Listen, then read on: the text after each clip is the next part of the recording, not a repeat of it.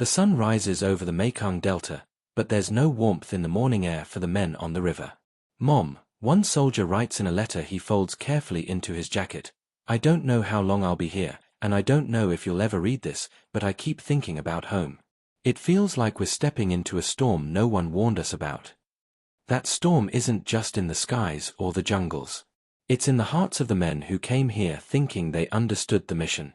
American soldiers. Young men who trained in World War II, or whose fathers had.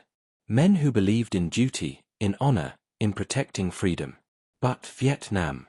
Vietnam is nothing like they were told. Nothing like the briefings back in Washington. Invisible enemies. Villages where anyone might be a friend or foe. Helicopters screaming overhead, the whirring of the Hueys slicing through the thick humidity. And beneath it all, attention the government never broadcasts, never prints in the papers. Imagine being 21, freshly sent from a sunny training base in Texas to a muddy rice paddy thousands of miles away, trying to learn a language you barely know, navigating a culture you barely understand, and being told the very survival of freedom in Asia rests on your shoulders. The letters home tell it all, the fear, the confusion, the glimpses of bravery. One young sergeant scribbles, "We fight shadows here, shadows and whispers." You think you know the enemy, but sometimes, the enemy is just the jungle. And yet, in that fear, there is courage. In that confusion, there is the raw, human determination that will define this war for decades to come. These are the stories the government never tells. The moments they would rather remain buried in classified reports and classified memories. By the end of today, these men will face decisions no training can prepare them for. And by the end of this hour, you'll hear why the history you learned in school barely scratches the surface of what really happened in Vietnam. Are these men heroes? Victims? Both? That answer starts now, in the shadows of the Mekong Delta, as the first helicopters cut through the mist and the first whispers of a war the world isn't ready to understand begin to echo. Before the first American combat boots even touch Vietnamese soil, the land itself tells a story older than any map in Washington. Lush rice paddies stretch toward distant mountains, rivers twisting like silver ribbons through villages where life moves at its own rhythm. But underneath this serene surface, tensions are boiling. For decades, Vietnam has struggled against colonial powers, first the French, then the shadow of global politics that no one fully understands from thousands of miles away. The story begins after World War II, when Europe's colonial grip weakens and new ideologies rise from the ashes of war. Ho Chi Minh, a man shaped by both Eastern philosophy and French education, emerges as a figure determined to free his country. He fights not only a military battle but a war of ideas, promising independence to a people long subjugated.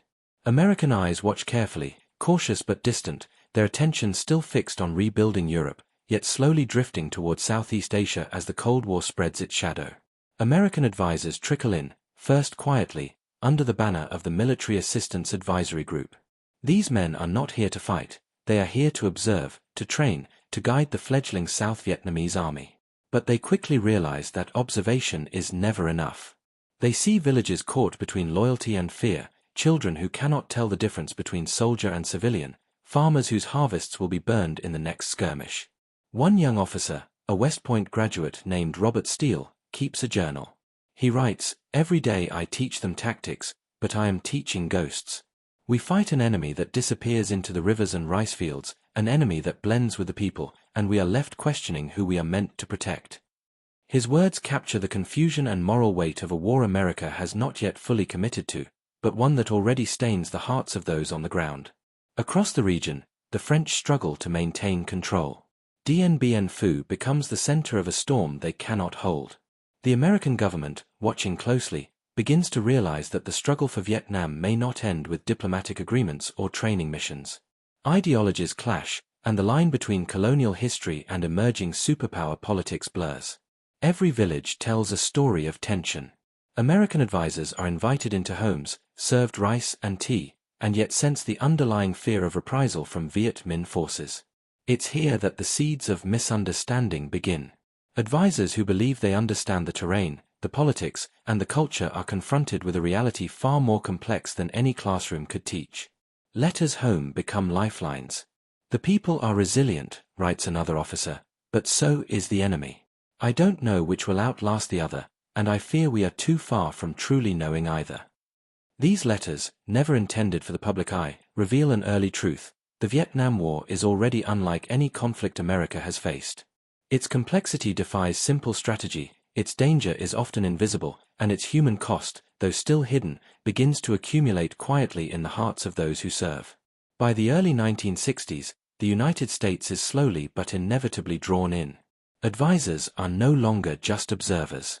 They carry weapons, provide strategic guidance, and sometimes find themselves in firefights they never anticipated. Helicopters hover over villages, reconnaissance missions trace the rivers, and each day the stakes grow higher. It's a world of contradictions. Soldiers are told to protect civilians, yet those civilians may conceal the enemy.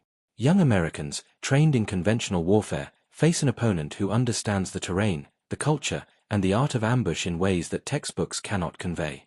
And still, through all the confusion, moments of courage and humanity shine. A lieutenant rescues a trapped villager, a green beret teaches a child to read, letters describe acts of compassion amidst the chaos. This is the Vietnam that most Americans never see. It's a world of rivers and forests, of political intrigue and quiet heroism. It's a prelude to the larger storm that will sweep the country into full-scale war. And in this quiet before the escalation, the men who will define the American experience in Vietnam are already learning lessons no classroom or briefing could ever prepare them for. By the late 1950s, the United States is no longer just a distant observer. The French have fallen at Dien Bien Phu, and the power vacuum in Vietnam draws American eyes and American dollars. Advisors increase in number, weapons are sent, and America begins to tiptoe closer to the edge of a war most citizens back home barely understand. It starts quietly, with small teams of U.S. Army personnel, CIA operatives, and military advisors embedded in South Vietnamese units. Their mission is simple on paper: train, advise, and assist. In reality, it is anything but simple.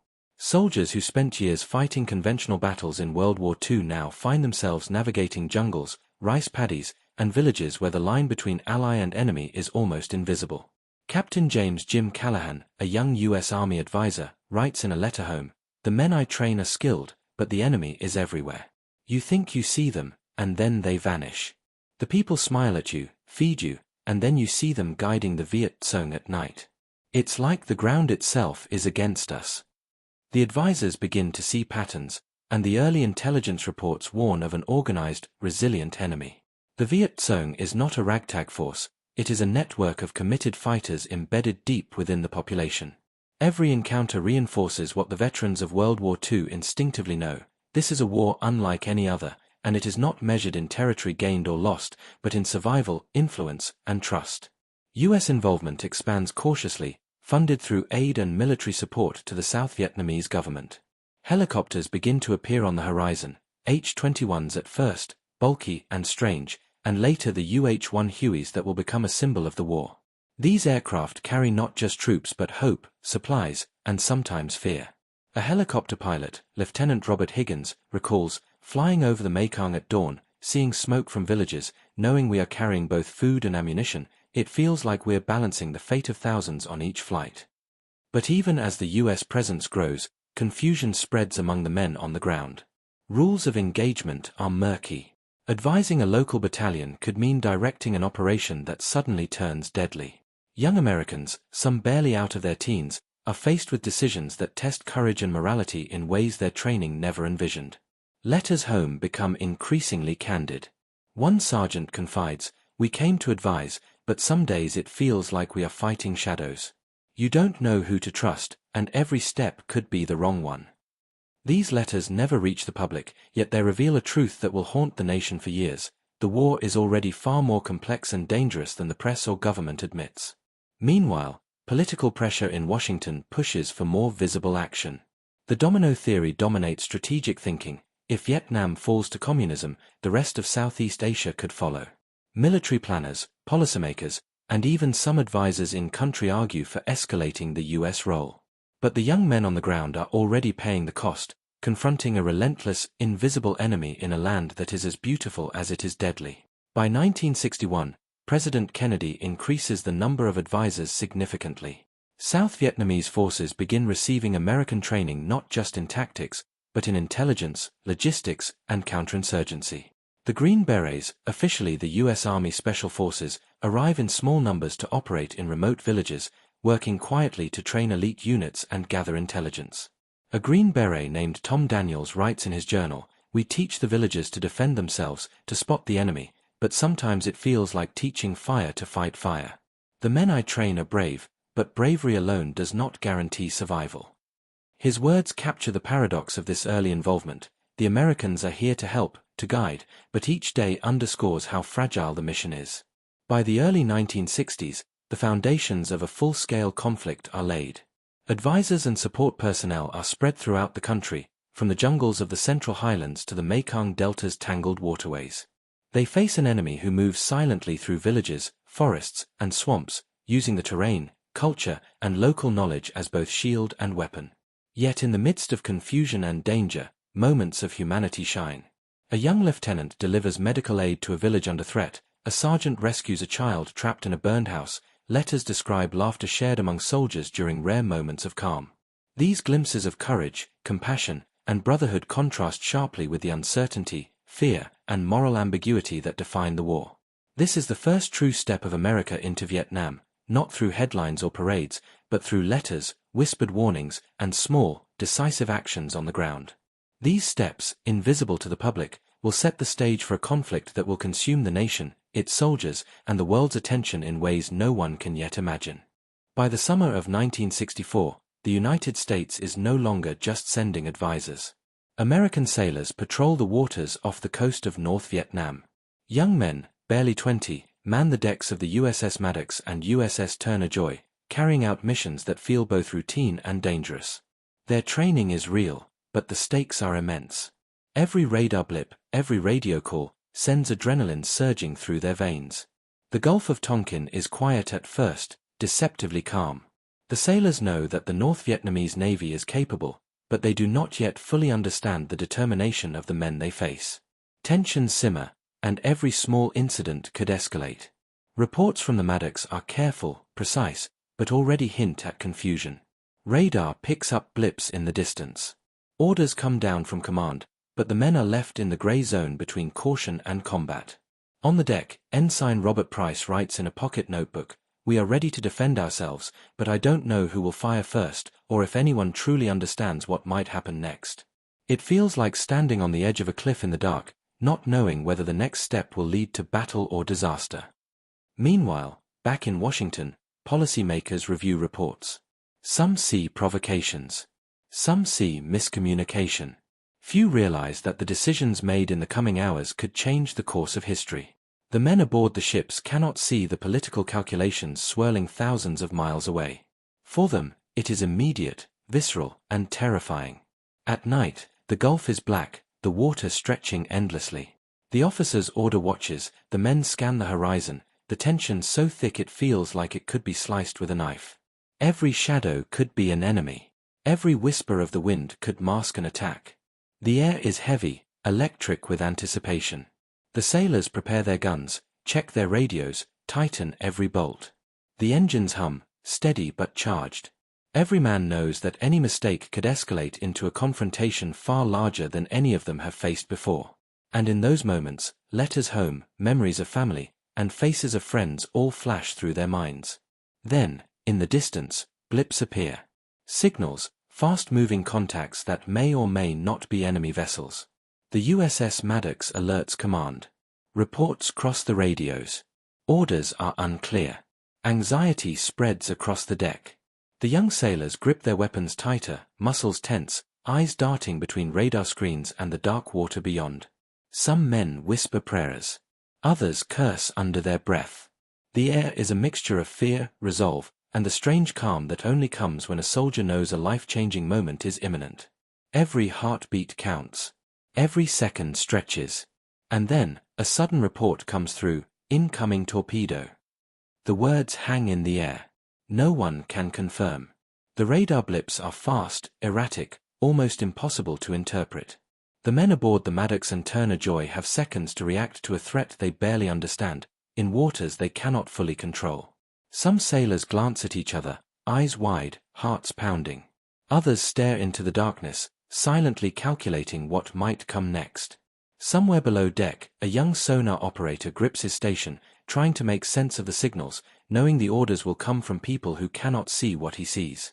And then, in the tension-soaked night, the impossible question arises: did the attack actually happen? Or is this the fog of war, magnified in the Gulf, testing the nerves of every man on board? The radio crackles again. The blips move closer. Torpedoes? Mines? Enemy ships? Every sailor braces, every finger tightens on a trigger. Time stretches, seconds feeling like minutes, and in the darkness, history is about to be made. One decision, one moment, one instant that will pull the United States fully into a war that no one back home is ready to understand. And just as the first alarms scream across the deck, as the first orders are shouted into the night, the scene freezes. The Gulf of Tonkin, a calm but dangerous stage, waits silently for the moment that will ignite a conflict spanning a continent and a generation. The men brace, the radios crackle, and the story, the hidden truth the government never told, hangs on the edge of catastrophe. What happens next will change everything.